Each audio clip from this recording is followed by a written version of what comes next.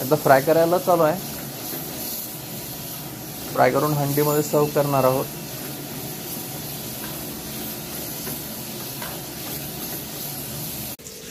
हे मटण ते स्वतः घेऊन आलेत. आता हे शिजवायचं आहे आणि त्याची डिश मारून द्यायची त्यांना.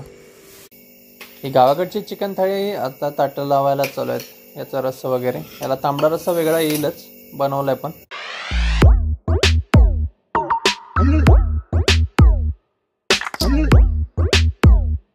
नमस्कार मित्रांनो, मी महेश पटेल स्वागत करतो तुमचं आपलं यूट्यूब चॅनलवरती, ज्याचं नाव आहे कोल्हापूरचा धाबा. सर्च करा, सबस्क्राईब करा, आवडत असेल व्हिडिओ तर लाईक करा आणि तुमच्या मित्रांना सुद्धा सजेस्ट करा, शेअर करा. बाकी आता मी संध्याकाळचे 5-5:30 वाजलेत. मी आत्ता व्हिडिओ सुरुवात करतो कारण काल आम्ही बेलेवाडीला गेलो होतो, कार्यक्रम होता. आज आलो, उशीर झाला थोडासा. बाकी मार्केट वगैरे बरंचसं होतं, मार्केटला गेलो आणि गडबड झाली एकंदरीत बरीचशी, त्याच्यामुळे व्हिडिओला सुरुवात नाही केली. जेवणाचं झालं आहे, आटपलं आहे पूर्ण. फक्त आता तंदूर पेटवायचा आहे, आट्टा लावायचा आहे आणि त्याच्यानंतर नॉनव्हेजमध्ये फक्त अळणी रस्सा बाकी आहे. बाकी सर्व काही झालं आहे आपलं जेवण, शाकाहारी आणि मांसाहारी. बाकी बाहेरचा सेटअप पण आवरून घेतला आहे, म्हणजे अजून पाणी लावलेलं नाही कारण लाईट गेली होती. आत्ता आले, आणखीन आता आपण पाणी थंड करणार आहोत आणि त्याच्यानंतर ही आपण पाण्याचे गेळे वगैरे भरून मग टेबलला लावणार आहोत. दुसरी गोष्ट म्हणजे जे आपलं लाईटीचं काम तटलं आहे ते आज पण तटलं, कारण यायलाच उशीर झाला आणि त्याच्यासाठी आता वायर नवीन घेऊन यावं लागेल आणि त्या भागामध्ये जाणं झालं नाही माझं. इथून या बोर्डपासून त्या बोर्डपर्यंत जवळपास 20 मीटर वायर लागणार आहे आपल्याला, तर ती आता उद्या घेऊन येतो आणि जोडून घेतो ती. त्याच्यानंतर आपला हा बोर्ड लागेल. बाकी आता शेतकऱ्यांना इथे पाणी पाजलं आहे, बरोबर हॉटेलमध्ये एंट्रन्स आहे तिथे पाणी आडवा आलेलं आहे. याचा प्रॉब्लेम बाकी काय नाही, फक्त जे तुम्हाला तिथं त्या बोर्ड खाली गवत जे दिसतं तिथे थोडासा चिखल होतो या पाण्यामुळे आणि टू व्हीलरवाले जर त्या बाजूने आलं तर स्लिप मारते, स्किट मारते गाडी. ही जागा दुसऱ्याची आहे, जी समोरची आहे ती त्यांची वाटपं आहे. तर रस्ता इथून मध्ये झाला शेतवडीतून, त्याच्यामुळे त्यांची वेगळी जागा आहे. त्याच्यामुळे आपण त्या जागेवरती हक्क ठेवू शकत नाही का तिथे पाणी नका सोडू म्हणू शकत नाही, कारण ज्यांचं पाणी आहे ती वैयक्तिक जागा त्यांचीच येते तिथून. ही जो पोल आहे आपला, हा वाला शेवटचा दिसतो जो काळा पोल, त्याच्यानंतर जी जागा आहे ती दुसऱ्याची आहे. आपल्याला ती जागा देता येतं पुढची समोरची एंट्रन्स वापरायला, तेच ठीक आहे म्हणायचं किंवा नशीब म्हणायचं. बाकी आपण ती जागा वापरू शकत नाही आणि त्यांना पाणी पाजण्यापासून अडवू शकत नाही. ठीक आहे, ते आता आज पाणी पाजलं आहे, उद्यापर्यंत ते सुकून जाईल. त्याच्यानंतर एक 15 दिवस ते पाणी पाजत नाहीत. तर बाकी आता अळणी रस्सा राहिला आहे तो आपण बनवूया. त्याच्यानंतर बाकीचं सेटअप पण करायचं आहे, देवपूजा अजून करायची आहे, बरंचसं काम राहिलेलं आहे आपलं आणि मेन म्हणजे तंदूर पण पेटवायचं आहे. हे आता आपल्याला जेवणासाठी लागणारी कोथिंबीर वगैरे चिरून घेऊया, म्हणजे अळणी रश्श्यासाठी फक्त. आणखीन ही कोथिंबीर जी आपण एक्स्ट्रा चिरून ठेवणार आहे ती गार्निशसाठी. बाकी सर्व जेवण झालेलं आहे आपलं. नाही, तुमचं म्हणणं बरोबर आहे. चालेल, मग आता हा अर्ज नेमका कुणाला द्यायचा म्हणलं? एक आहे तुमच्या इथे ऑफिसमध्ये द्यावं लागेल. अच्छा,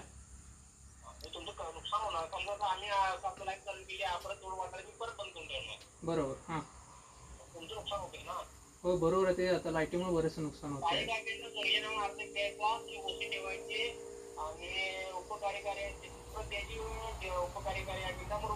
हां, अच्छा,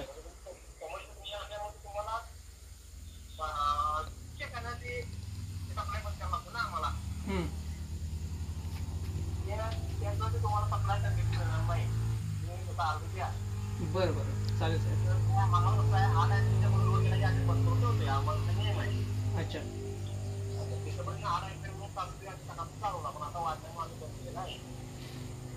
बरं बरं, ठीक आहे, चालेल साहेब. तुम्ही ठीक आहे, अर्ज संदर्भात मी करतो. ते आता हॉटेल आहे 2-3 त्यांच्याशी बोलून ते करूया अर्ज.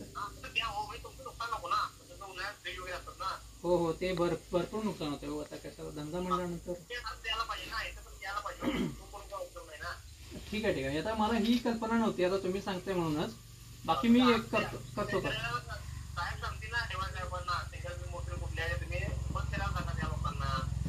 बरोबर आहे, करतो साहेब.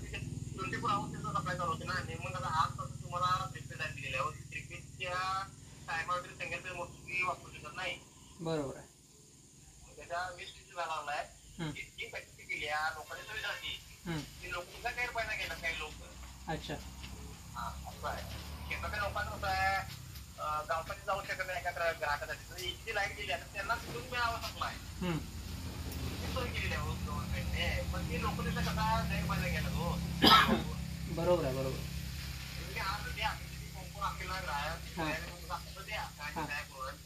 तुमच्याकडे बरोबर चालतंय चालतंय. आणि त्याची वर्षभर काय कार्यकारी अभ्यर्थ्याला पण द्या तुम्ही अर्ज कसं वेळ त्याच्या सूत्र आलं नाही.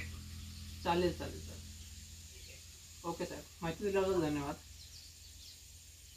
मित्रांनो, आता तुम्ही जो व्हिडिओ बघितलात, मी कॉल केला होता इकडे सबस्टेशनमध्ये. जे कोणी आता बोलत होते त्यांचं नाव नाही माहिती मला, पण त्यांनी माहिती दिली चांगली. ॲक्च्युली त्यांचं पण म्हणणं बरोबर आहे. सिंगल फेज असते त्याच्या वेळेला सिंगल फेजच्या ज्या मोटरी असतात, शेतकरी काही लोक, सगळेच नाहीत पण काही लोक ते चालू करतात आणि त्यांचं ज्यावेळी लाईटवरती लोड पडतो त्यावेळी ते बंद करतात लाईट.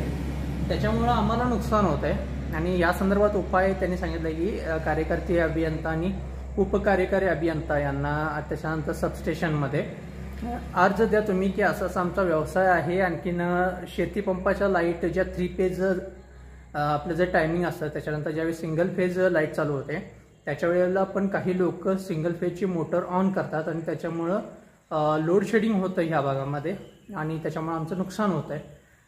त्यांनी दिलेली माहिती बरोबर होती, योग्य होती आणि त्या संदर्भात मला इथून मागे काही आयडिया नव्हती. म्हणजे जी आता ही लोड शेडिंग जे म्हणत होते ते नेमकं कशामुळे होत आहे ते. आता इतक्या वेळेला मी फोन वगैरे केला, अशी कोणी माहिती दिली नाही मला इथपर्यंत. आणि शक्यता आहे की वरच्या हॉटेलवाल्यांना जर याची माहिती असेल तर त्याच्यावरती त्यांनी ॲक्शन का नाही घेतली ते पण मला माहिती नाही. आता हा आपला फोन कॉल झाल्यानंतर मी लगेच वरती जे हॉटेल आहेत त्यांना फोन केला होता. त्यांनी आता फोन उचलला नाही, रिसिव्ह नाही केला.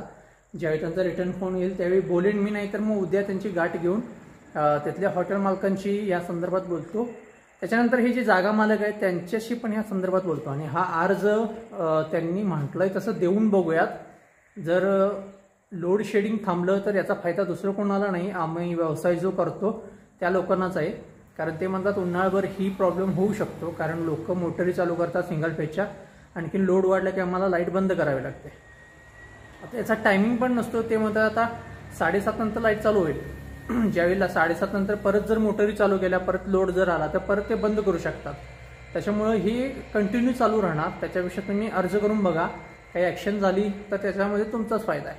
आता उद्या त्यांची गाठ घेतो, बोलतो काय म्हणतात बघूया आणि त्याच्यानंतर पुढची अपडेट तुम्हाला मिळेलच. यात आपल्याला पहिली ऑर्डर आली पार्सल आहे दाल फ्राय. ते आता सॉसपॅनमध्ये जाऊन बनवतोय. तशी पार्सल करून त्यांना द्यायची आहे. बाकी काय नाही, फक्त एकच सिंगल ऑर्डर आहे दाल फ्रायची. मंडळी लाईट आलेली आहे अर्थातच झाला. बाकी आम्ही बाकीचे कामावर होतो त्यामुळे व्हिडिओ नाही केला आहे. सेटअप झालेला आहे, बाहेर पाणी लावायचं आहे फक्त आणि कूलर ऑन केला आहे. बाकी इकडं काउंटरचं सेटअप पण लावायचं बाकी आहे. मशीन मी आज ऑन केलं नाही, मला वाटतं परवा ऑन होतं तसंच राहिलं आहे अजून पण ऑन. शक्यता आहे की बंद करायला विसरून गेलो होतो. बाहेरच्या लाईट्स वगैरे ऑन केले. जेवण झालं आहे आपलं पूर्ण. तंदूर अजून पण आलेला नाही आहे. तंदूर एक अर्धा तास लागू शकतो, कारण ज्यावेळी लाईट गेली त्याच्यानंतर तंदूर पेटवायला थोडासा वेळ झाला आम्हाला.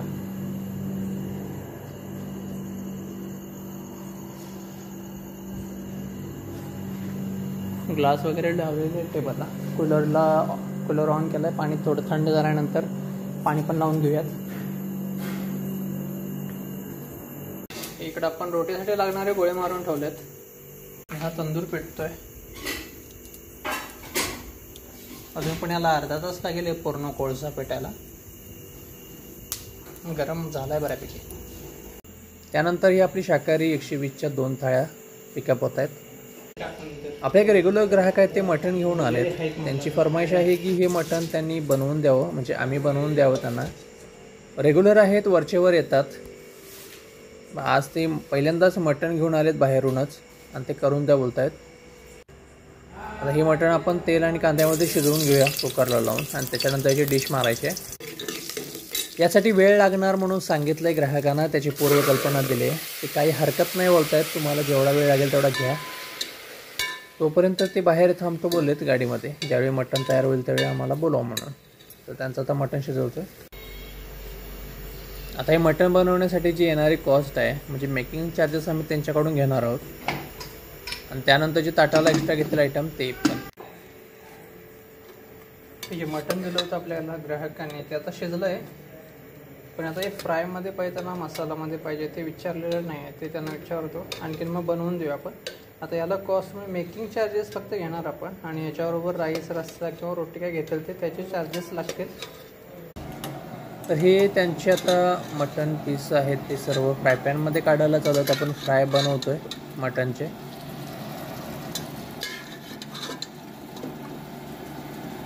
अर्धा किलो मटण असावं मे बी, वजन नाही गेलं पण अर्धा किलो असेल.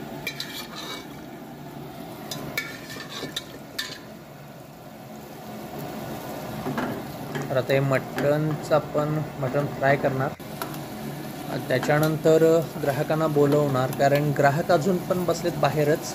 पूर्ण तयार झाल्यानंतरच बोलत आहेत ते. मटण फ्राय बनवायला चालू आहे.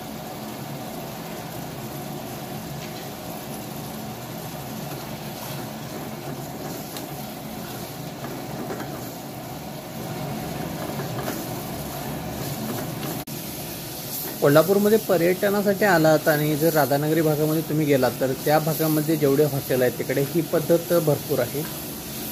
तिकडे तुम्हाला जे पाहिजे ते तुम्ही बाहेरून घेऊन या, ते आम्ही बनवून देऊ. त्याच्याबरोबर चपाती भाकरी काय हवं असेल ते, किंवा रस्सा किती पाहिजे असेल, पांढरा तांबडा कोणता पण, आणि राईस, या सर्व गोष्टी ते स्वतः बनवून देतात. आणि मटण किंवा चिकन जे पाहिजे असेल ते तुम्हाला स्वतः घेऊन यावं लागतं. तर ही आपली आता डिश तयार झाली. त्याच्याबरोबर त्यांना पराठा पाहिजे 2, तांबडा पांढरा रस्सा. त्याचा त्यांना सर्व करतो.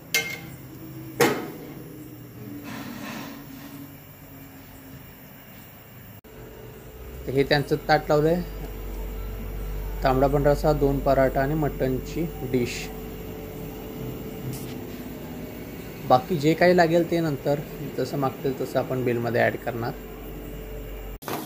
ही आता आम्ही गावाकडची चिकन थाळी बनवतो. आता ह्या थाळीसाठी जे ग्राहक आले ते ह्या थाळीचं नाव ऐकून आले. त्यांना कोणतरी सांगितलं होतं की इकडे ह्या थोडीशी वेगळ्या पद्धतीची थाळी मिळते चिकन आणि मटणमध्ये, तुम्ही जाऊन एकदा ट्राय करा. तर ते आले तर फक्त ह्या थाळीच्या ट्राय करण्यासाठी, म्हणजे ही थाळी कशी लागते ते बघण्यासाठी लांबून आलेत. गावाचं नाव त्यांचे मी विचारलं नाही. हे त्यांची आता गावाकडची चिकन थाळी आपण बनवतो आहे. त्यांना आवडेल अशी खात्री आहे. त्यांनी जर परमिशन दिली तर त्यांचा एक फीडबॅकचा व्हिडिओ करता आला तर करेन नक्कीच.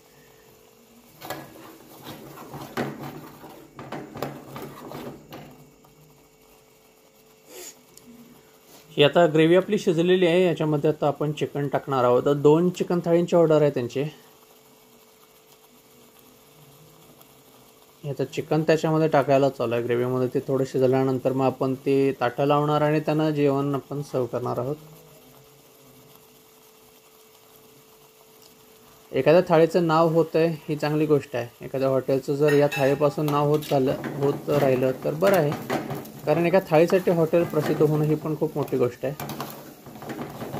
भविष्यात असं होऊ शकतं की गावाकडच्या चिकन थाळीसाठी लोक यायला लागतील. तर हे त्यांचे ताटं लावायला चालू आहेत. आपले प्लेटिंग वगैरे झालेलं आहे. रस्सा भरायला चालू आहे. तर रोट्या पण झालेत. ह्या थाळीसाठी जेवढे ग्राहक आजपर्यंत आले ते सर्व नाव ऐकून आलेत. कोणीतरी त्यांच्या मित्रांनी, नातेवाईकांनी सजेस्ट केलं आणखी ते ट्राय करण्यासाठी आलेत. असं बऱ्याचदा झालं आहे. आणि थाळी आवडते याचा मेन कारण म्हणजे ग्राहक रिपीट येणं या थाळीसाठी. त्यातच आपल्याला समजतं की ही थाळी त्यांना आवडते. तर ही त्यांचे ताटं तयार झाले. त्यांना रोटी लावूया. आणखीन ही ताटं त्यांना सर्व करू आपण. तांबडा रस्स्याच्या वाट्या आपण रिकाम्या ठेवल्यात, कारण तो आपण वेगळा रस्सा देतो साईडला. तो तांबडा रस्सा आपण हंडीमध्ये भरून ठेवला आहे. त्याच्यामध्ये एक पळी ठेवणार. आणखीन ही रस्साची हंडी आहे ती टेबलवरतीच ठेवणार आहोत. या रोट्या पण झाल्यात आपल्या.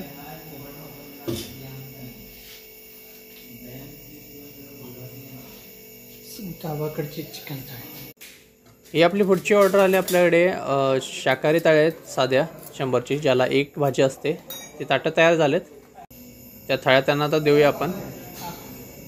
मित्रांनो, रात्रीचे 12:29 झालेत. आपलं जेवण वगैरे संपलेलं आहे. आज ग्राहक असं झालं होतं की होणार नाही म्हणत झाले. आज संकष्टी होती. दुसरी गोष्ट म्हणजे गुरुवार होता. ग्राहक थोडे कमी होतील ह्या हिशोबाने आपण जेवण कमी ठेवलं होतं, लिमिटेड ठेवलं होतं. पण आपल्याला आज शाकाहारी ताटं बऱ्यापैकी गेलीत, त्याच्यानंतर नॉनव्हेजची पण गेली. गावाकडची चिकन थाळी जी आपण बनवली आज, ते ग्राहक खास त्या थाळीसाठी आले होते. कुणाकडून तरी त्यांच्याकडे ती पब्लिसिटी झाली होती, माउथ पब्लिसिटी, की इथे ह्या प्रकारची थाळी मिळते आणि ट्राय करून बघा, नक्की आवडेल. त्यासाठी ते इथे आले होते. मला वाटतं बरंच त्यांचं गाव विचारायला मी विसरलो, पण ते इथले नव्हते, कारण आजूबाजूची गावं वगैरे विचारत होते. त्या अर्थी इकडचं जर ह्या भागातले आपले असते तर त्यांना गावं निश्चित माहिती असते. तर ते आले, त्यांनी जेवणाची ऑर्डर दिली. गावाकडची चिकन थाळी 2 जणांनी घेतली, ती खाली. त्याच्यानंतर फीडबॅक मी विचारलं, त्यांना जेवण आवडलं. बाकी बरेच लोक म्हणतात की तुम्ही कस्टमरची व्हिडिओ का करत नाहीत किंवा ग्राहकांची व्हिडिओ का करत नाहीत. तर एकतर विषय असा आहे की आम्ही स्वतः जेवण वगैरे करतो. बऱ्याच लोकांना ज्यांना माहिती नाही त्यांच्यासाठी सांगतो की जेवण विभाग स्वतः हे करतो, त्याच्यामुळे आम्ही जास्तीत जास्त किचनमध्ये असतो. बाहेर आपला एक स्टीवर्ड आहे आणि आता ती मामा एक येतील, 2 जण असतात बाहेर, ते सर्व हँडल करतात. बिलिंगला वडील यायचे, आता ते बंद झालेत. आता मी असतो बिलिंगला. ते पण कसं, किचनमधून बिलिंगला ज्यावेळी येतील मेंबर ग्राहक त्यावेळेला पडदेशी येतो, आणखीन बिल करून त्यांना जेवण वगैरे विचारतो आणि परत आतमध्ये कामाला लागतो. त्याच्यामुळे पर्सनली जेवढं होईल तेवढं मी टेबलवरती जाऊन, जसं की आज रश कमी होता तर प्रत्येक टेबलवरती जाऊन त्यांचा फीडबॅक घेत होतो मी. व्हिडिओसाठी मी विचारतो एखाद्या ग्रुपला किंवा टेबलला, जसं की आज गावाकडची चिकन थाळी गेली त्यांना आपण विचारलं होतं. तर चॅनल आहे यूट्यूबचं वगैरे, फेसबुकचं वगैरे, असं सांगितलं की ते थोडेसे दचकतात आणि व्हिडिओ करण्यासाठी थोडीशी नकारार्थी मान हलवतात. म्हणजे त्यांना ते नाही आवडत. मे बी त्यांची काही पर्सनल कारणं असावीत. प्रत्येकाला असं सोशलाइज होणं आवडत नाही किंवा काही अजून प्रॉब्लेम असू शकतात जे त्यांना पब्लिक व्हायचं नसेल. त्यामुळे ते व्हिडिओसाठी आपल्याला नाही म्हणतात. ही रँडम लोक आहेतच. बाकी आपले सबस्क्रायबर, आपली यूट्यूब फॅमिलीमधून पण जरी कोणी आलं तरी खूप रेअर आहेत जे व्हिडिओ करूया म्हणतात, पण बाकीचे जास्तीत जास्त व्हिडिओसाठी नकारच देतात. पर्याय तुम्ही म्हणत असाल डायरेक्टली व्हिडिओ करा, पण तसं पण मला नाही आवडत. एखाद्याची परमिशन असेल तर व्हिडिओ करणं खूप महत्त्वाचं. नाही तर असं व्हायचं की त्या हॉटेलला गेल्यानंतर डायरेक्ट फोन कॅमेरा घेऊन येतात, त्यांनी व्हिडिओ करतात. त्याच्यामुळे तिकडे जायला नको. ह्या प्रकारची काहीतरी भूमिका ग्राहकामध्ये येऊ नये याची पण काळजी मला घ्यावी लागेल. कारण कोण येतं घरी सांगत नाही किंवा मित्रांना चुकवून आलेले असतात, अजून काही कारणं असतात. जर आपण प्रत्येक वेळेला कॅमेरा हातात घेऊन जर व्हिडिओ करत बसलो तर उद्या या भीतीने, व्हिडिओच्या भीतीने ग्राहक यायचे बंद होतील. ही पण एक भीती आहे. त्याच्यामुळे आपण थोडंफार काळजी घेऊनच, एखाद्याची परमिशन घेऊनच व्हिडिओ केलेले बरे. बाकी आजचा व्हिडिओ मी इथे संपवतो. व्हिडिओ आवडला असेल तर लाईक करा. आणखी चॅनलवरती नवीन असाल किंवा अजून सबस्क्राईब केला नसेल तर नक्की सबस्क्राईब करा. भेटू दे एका नवीन व्लॉगमध्ये. तोपर्यंत गुड नाईट, टेक केअर, काळजी घ्या, बाय.